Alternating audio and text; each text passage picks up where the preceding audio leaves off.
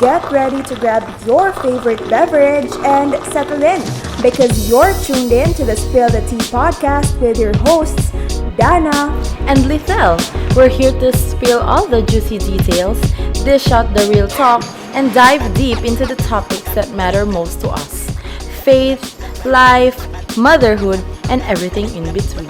So grab your favorite cozy spot, get comfortable, and let's dive into the tea together. We're thrilled to have you here and we can't wait to spill it all out. Are you ready? Let's go!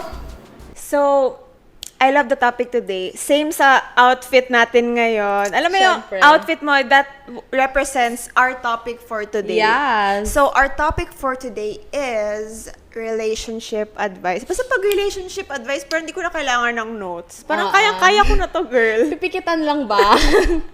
So, our Okay. relationship advice revolves around how to know he or she is the one. Yeah. Ano? So to all the single people out there, you better listen to this. Or if hindi ka na single, don't worry. May mga tambag kami for you later. So, let's start. Let's start. So, hindi na ako magpapaligoy-ligoy pa. Please share to us, how did you know that Dave, which is your husband right now, is the one? Saan ba ka masisimula? Let me share. So, of course, before tayo magbigay ng advice, no, we also want to share our personal experience. Baka isipin ng mga viewers or listeners natin, ba, sino ba to sila? May asawa na ba to para mag-share ng advice? True. Well, Dave is actually my college crush. Oo. Kasi basketball varsity si Dave, my husband. And then, syempre, yung pinaka-Catherine Bernardo sa side, na tingin-tingin sa kanya. So, feeling niya si Daniel Padilla siya. So, yon. And then, little did I know, now we go to the same church. So, parang nakita ko na siya before. I think it was NSTP times, Ateneo. Nakita ko siya with his ex. Sabi ko, may girlfriend, so never mind. Next Sunday, nakita ko sa church. So, not so never mind. Not so never mind. Yung crush-crush lang sa Sa side. church. Yan, ganyan. And then, nakita siya ng mom ko. Sabi niya, ganyan, Diyos ko, makakita ko na yun sa school. Hi, Nakita ko na tita. siya sa school. So, basically, we met in church. And through Kuya Judah, who is the brother of Pastor Butch, his My husband. Yeah. Amazing thing was, we have a lot of mutual friends. Pero hindi niya alam na crush ko na siya before. So, when he asked me to be his girlfriend, ang ginawa ko sa kanya is pinakitaan ko siya ng video kung, ko siya na. So, shock siya, syempre. Ano, Sabi niya, nag-video ka sa kanya? oo, while he's playing basketball. So, parang, sabi niya, will you be my girlfriend? Ko na, pakita ko sa kanyang video. Ay, correct, sis. Sabi niya, pagkaya siya, ano yan? And then, the rest was history. But, yun, we started out, we met in church, and then our families knew each other na as well. And also, we didn't know this, nalaman lang namin nung kami na, was that both of our families pala were rooting for us. Oo. Okay. And actually, my mother-in-law and my mom talked about in their Connect group. So yun, it was very timely in our season ko and season niya. Kasi it happened, hindi lang yung 1 year ha. It happened like 4 years. Yeah, During matagal. our college time. Kasi nung kailan siya naging single, doon ako nagka-relationship. Then kung nung wala ako, doon naman siya meron. Ganon. So, but again, since it was ordained by God, so nagtagpo din kami. Yeah. So, how about you? Wait, so ibig sabihin, ayan na, advice. First advice, girls, join a Connect group. Hindi mo alam. And then, go to a Bible-based church and malay mo nandiyan na forever. Yeah. How about you? How did you meet Pastor Butch? Well, sa amin naman ni Pastor Butch, at that time, kasi, parang I'm not in a hurry pa to have a relationship. Kasi I was, bago pa, ay, hindi naman bago. Parang I think, I think 2 years na din akong single noon that time. And I was just enjoying being single. Kasi diba, enjoy naman. Enjoy It's naman fun. siya, oo. Actually, at first, parang syempre, parang di ka na nasanay na wala kang kasama. Pero eventually, if you get the hang of it, then parang, ay, okay naman pala. Yung best friend ko, meron kaming fina-follow na parang DJ sila. And pumunta sila dito sa Davao. Tapos hindi pa uso yung medyo kaka-start pa lang, I think, ng rave parties. Wait lang, how old were you nung time na yun? After college na? After college na. Working na okay, ako. working. Working na ako. Pumunta kami doon to watch yung DJ na yon. Pero hindi kasi kami yung mga party type, yung nasa mosh pit na gumaganon-ganon. Na nasa sides lang kami. Gusto ko lang namin silang mapakinggan na nagpa-play. And then, kasi yung best friend ko, si Marge. So, hi Marge. Siya yung aming ano yung tawag nila dyan? Siya yung... Nag-connect sa inyo. Oo. Siya yung matchmaker namin. Kasi, classmates sila ni Pastor Butch. They fondly call him Daddy Pau. Then, yung time na yon ang nag-organize pala nun is ang Manic. Part ng team ni Miss Kat Dalisay si Pastor Butch. And then, nandun siya sa backstage, tapos sabi nung friend ko na, ay, kilala ko yan. Kasi naghahanap kami ng someone na kakilala namin, kasi baka pwede na kaming makapasok. Basta tinawag ko lang siya, sabi ko, Daddy Pao! So parang, na-shock siya, and then tingnan niya ako, tapos parang question mark sa kanya na parang, sino tong babae tumatawag sa akin ng Daddy Pao? So parang na-recognize yung best friend ko, pinapasok niya kami. I think na love at first sight siya sa Kasi ikaw na lang nag-ano. Ako na magsasabi, wala siya dito eh. Siyempre kung siya nagsasabi, iba din ang niya, ang story niya. Sabi niya, let's take a photo. Tapos, parang wala siyang phone na dala. Sinabi niya pala, after namin nag-photo, hey, tag me. Ganun. So meron ng paano para alam ng Facebook. Oo. So, parang sa akin kasi na time, parang I was single and I'm just parang living my life. And then here comes na parang nagpapapansin. So ako I am proud to say ako nag-add sa kanya as friend. And The rest was history. chinat ko siya. Ako talaga nag-hello. Hello. Kasi parang, okay, sige, nagpapansin ka na. You did your part. I'm gonna do my part too. Ganon. But how did you know he's the one? Like yung moment na parang, oh my gosh, this is it. Ewan ko lang, parang bigla lang. Guys, disclaimer, hindi ko alam na pastor siya. Parang na-shock ako kasi yung papunta siya sa amin sa backstage, alam mo yung slow-mo moment? Ay, perfect. As in, sis, kahit ako parang iniisip ko siya, bakit nangyari ka? Parang, paano yun nangyari? Parang ano yung joke? Pero actually, like, in all honesty, wala pa talaga akong super deep, like, intimate feeling for him. Pero na-shock ako na parang, as in, may slow-mo moment siya, papunta sa akin, ganun. Even sa case ko, it wasn't like, ay sa'yo siguro sa parang movies, pero ang akin, it took me time. Yung husband ko ang mas nauna. Mas nauna niya na-realize na, okay, this is going to be my future wife. Na-realize ko lang din, I actually prayed for him. So parang, at that time na I was really super down, I was crying in my car. Kayo na nun? Hindi pa. Hindi pa. 2 weeks noon, na-meet ko siya. Doon na kami communicate. Okay. So parang sabi ko na, Lord, is this it? Tapos while we were, we were dating, I think 1 month lang dating namin.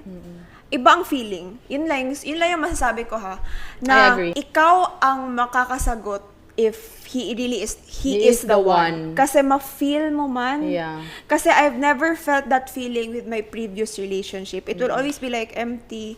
When I think about the future, hindi sila part. But when it came to my husband, when it came to Dave, parang I can see the future na. Ako may add ako doon. Alam mo, that's true. I would remember, I was crying early in the morning. Mga ganyan talagang moments. Diba? Yung specific ka sa prayer mo. Oo, Lord, please, if bibigyan mo ako ng partner, yung next partner ko, I want it to be the one. Yung next. Oo, yun na yung pakakasalan ko. Yun talaga ang sinabi ko. Yun na yung pakakasalan ko. Parang yun na yung final ko. Kasi parang I don't want To go through that to go again. through this pain again. Lord, sana yung ibigay mo sa akin, yung malapit sa church. Yun ang sinabi ko. Ang sagot ni Lord, hindi lang churchgoer, bigyan ng pastor. That's the power of prayer actually, na yung future mo, you have to speak about it, you have to pray about it kay Lord. Pray specifically. Yeah, especially your partner. Yeah, specifically kasi you would never know, at saka hindi nabibiro si Lord. 'Di ba? Tingnan mo.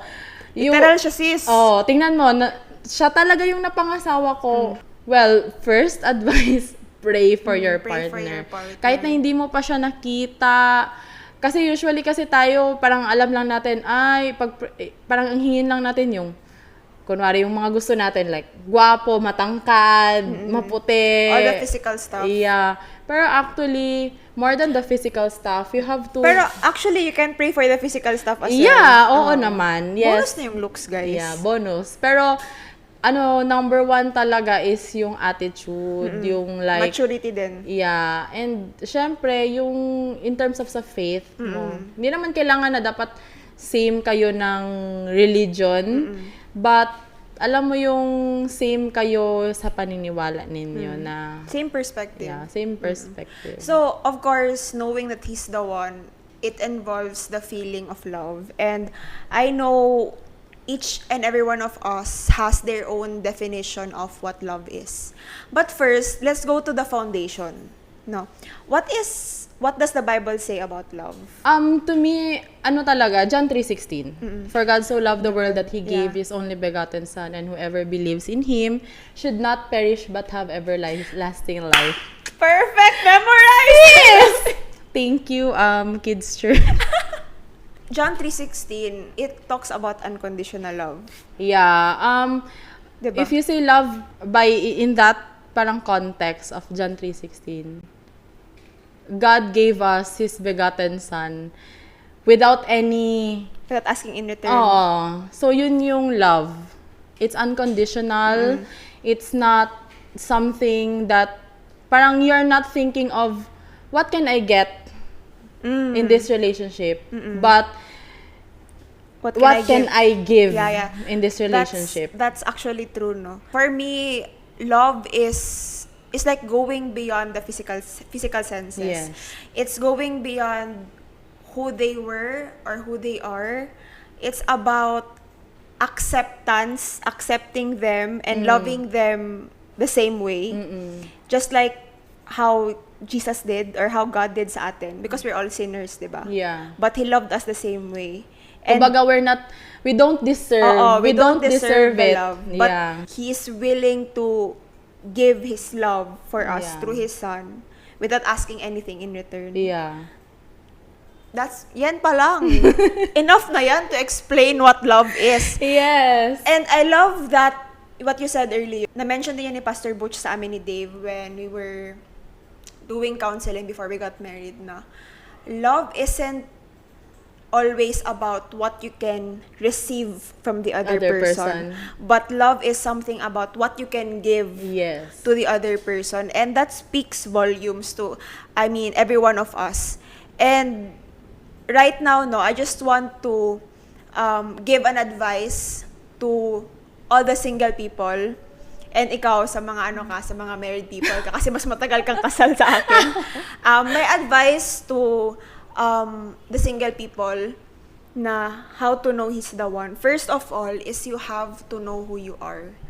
You have to love yourself first before you can love other people. Yeah. So, mahirap kasing ibigay ang something na wala ka. So, you cannot give what you do not have. You have to know who you are first. You have to know your identity, who you are in Christ. If you're still single and if you're looking for someone, go to a church. Baka nandun siya. Hindi. Pero mas okay yung secured ka na sa love ng Panginoon sa'yo. And then, so that you can give that to your partner. You can give that to the person. And then you can grow in faith together.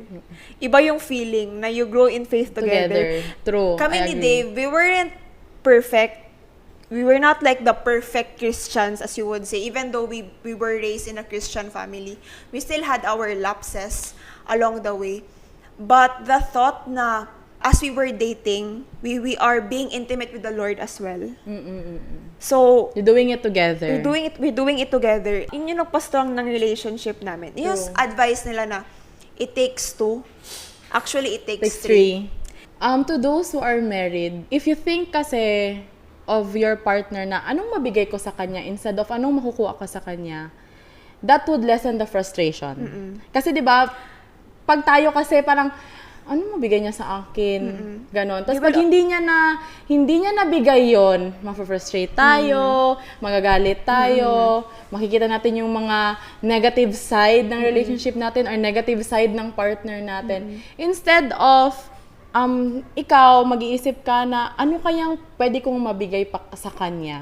It would strengthen your relationship. So, I hope you're all blessed and just because we are blessed. No, Yeah. I love talking about love. I love talking about my husband. You love Yeah. talking about your husband. And it's a great tool for us to share what love is about, not only in the context of this world, but also in the context of the Bible. Yes. Speaking of, diba, I shared earlier na it is important to know your identity first before you enter into a relationship. And guys, be excited because we will be talking about an identity series. It's a Yes. new series that are coming in the next few weeks. So be excited kasi all these things, relationship, spiritual, your walk with With God, we will answer those questions in this identity series. So Yes. I hope you're excited. Our topics will be relatable talaga Relatable. in all ages, in all season. Hindi lang siya kasi we're both married and we're both mother. Parang iniisip nila, pang mother lang yan, pang ano, but no, parang it's for everyone. Young adults, no, who Yeah. are still navigating their way through their careers. Anything under the sun is basically can be covered by our identity series. Yeah. If you are watching this or if you are listening to this podcast, make sure to like our Facebook page, Spill the Tea Podcast. We will be posting weekly. So that's it. I hope you are blessed. Again, you are blessed, you are loved, you are highly favored. Again, this is me, Dana, And this is Lithel. and this is Spill the Tea Podcast.